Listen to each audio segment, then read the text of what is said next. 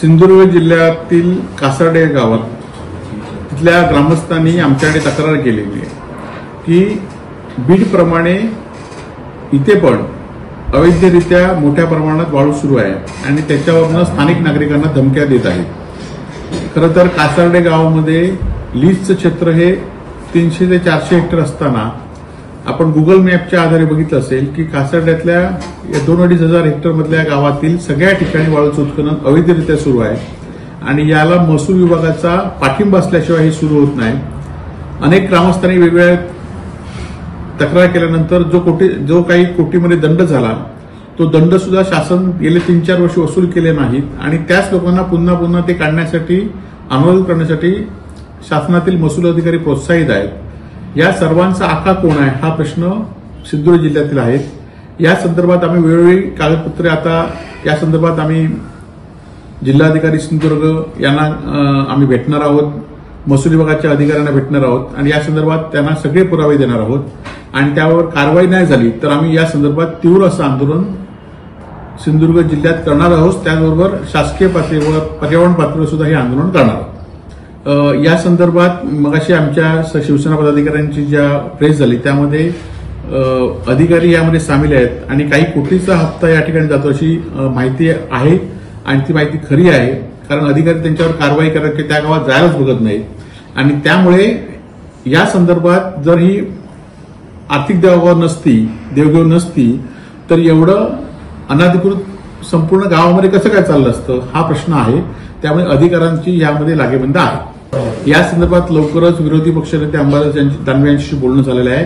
ते लवकरच सिंधुदुर्ग जिल्ह्यावर दौऱ्यावर येणार आहेत आणि येणाऱ्या पावसाळ्याच्या अधिवेशनामध्ये यामध्ये विधानसभेमध्ये सुद्धा ते प्रश्न मांडणार आहेत। खरं तर याच संजय क्षीरसागरांना काही दिवसापूर्वी त्यांच्याच औरंगाबाद जिल्ह्यातल्या मंत्र्यांनी सांगितलं होतं की तुम्हाला सत्तेत राहायचं असेल तर राहा नाही तर सत्तेच्या बाहेर पडा आणि खरं तर त्यांना क्षीरसागरांना त्यांच्या खात्याबद्दल की त्यांच्या समाजाबद्दल कुठलाही स्वाभिमान नाही म्हणून ते त्या ठिकाणी आहेत।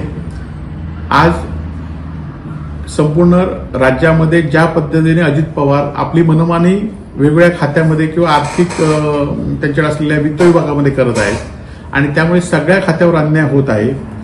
बांधकाम विभाग असून देत, सामाजिक न्याय विभाग असून देत, या सगळ्या खात्यांना पैसेच नाही आहेत, ग्रामविकास विभागाकडे असून देत आणि त्यामुळे ह्याच्या विरुद्ध अजित पवारांविरुद्ध बोलण्याची कोणाची हिंमत नाही आणि ती एसटीची आपण बघितलं असेल की एसटीचे पगार सुद्धा दिले नाहीत। त्या संदर्भात सुद्धा प्रताप सरनाईक यांनी हे मांडली होती। नंतर सावे जे मंत्री आहेत त्यांनी मागच्या वेळीस ह्यांना सांगितलं होतं की तुम्हाला मंत्रिमंडळात राहायचं असेल तर राहा नाही तर जावा म्हणून आणि खरा स्वाभिमान संजय क्षीरसागरकडे असतील तर ते आपल्या समाजाला न्याय देऊ शकतील म्हणून त्यांनी राजीनामा द्यावा एवढी आमची त्यांच्याकडे मागणी आहे। आता लाडकी बहीण योजना ही निवडणुकीपुरती होती असं आता वारंवार सत्ताधारीच सांगतायत।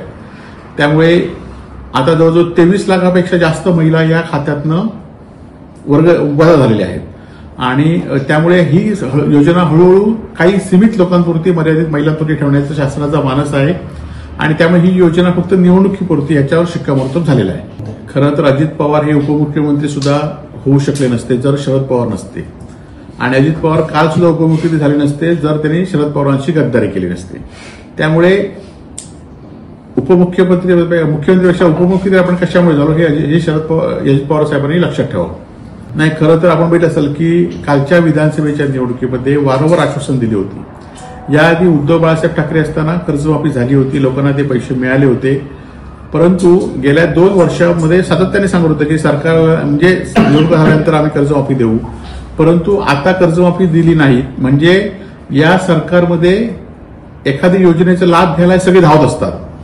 लाडकी बहिणीसाठी प्रत्येक वेळी देवाभाऊंचे वेगळे बॅनर, अजित भाऊंचे वेगळे बॅनर, अनाथांच्या नाताचे वेगळे बॅनर आणि निवडणुका झाल्या की मात्र वेगवेगळ्या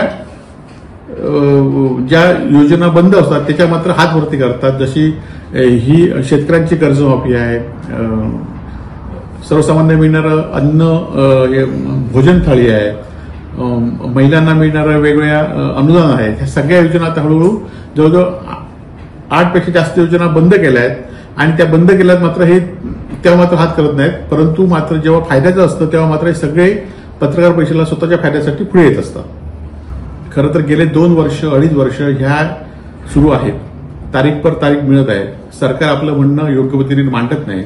त्यामुळे सरकारला ज्या दिवशी वाटेल, कारण आपण म्हणलं असेल की कालच्या विधानसभेच्या लोकसभेच्या निवडणुकीमध्ये हे सरकारला लोकांनी आपला आदेश दाखवला होता, परंतु विधानसभा निवडणुकीमध्ये वेगवेगळ्या फसव्या योजना आणल्यामुळे त्यांना सरकारमध्ये सामील होता आलं. परंतु त्यांना माहिती आहे की आपल्याकडे जनाधार आहे, त्यामुळे या निवडणुका अजूनही 6 महिने होतील नाही असा मला विश्वास आहे. नाही, खरं तर उदय सामंत हे माझे चांगले मित्र आहेत, परंतु गेल्या 2.5 वर्षापूर्वी जेव्हा त्यांनी पक्ष बदलला त्यावेळीपासून ते मला सांगतायत, परंतु आम्ही उद्धव साहेबांबरोबर त्यावेळी पण होतो आणि उद्या पण आम्ही उद्धव साहेबांबरोबर असणार आहोत. आपल्या परिसरातील बातम्या आमच्यापर्यंत पोहोचवण्यासाठी स्क्रीनवर दिलेल्या क्रमांकावर संपर्क साधू शकता. दूरध्वनी क्रमांक 8652414343.